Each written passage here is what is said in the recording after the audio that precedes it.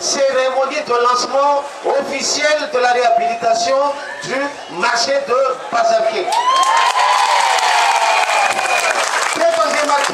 ministre, ntsika manan-kaja civil Maramila,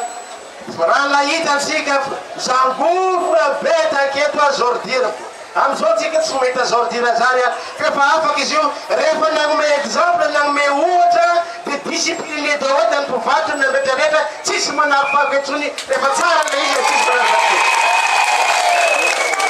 Tsy vitan'izany fa nalana koa io rano maloto miambina misy reka vanakory misy aty misy reka vanana misy ankaviako defa niritiny izy io miara-miasa tamin'ny jirama betabe ny toro betabe ny fuiteto de afaka izy io ary niaraka afaka am'izany rano zany ny fofoka fa be fofoka teto zao tsika tsy miaina amina rivotra maloto tombokilasy tombavy samy mahentsika zao nanome traxe nanome camion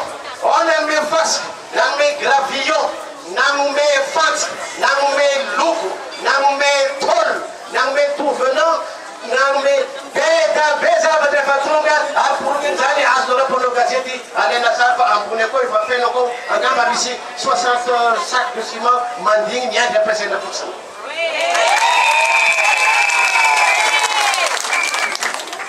Ny fe-potoana anaovana an'izany raha ohatra ka vonona daholotsika vonona karan'izao ivaty moa ato nagnano fanadiovana fo be momba ny bazary rehetrarehetra madio ny bazary Tamatavy na agny dépôt zany na agny bazary be na Ankiriry na eto satria rehefa amena ny exemple rehefa tonga saigna tsy ama malagasy tonga saigna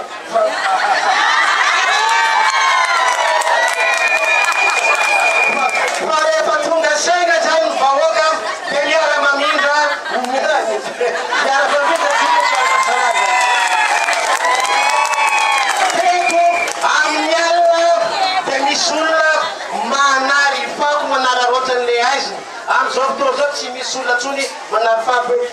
zay zany vinavinanay amity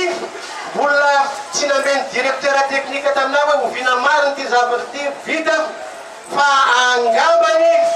eo amin'ny 6 mois eo angambany farafabeny 9 mois de tafaverina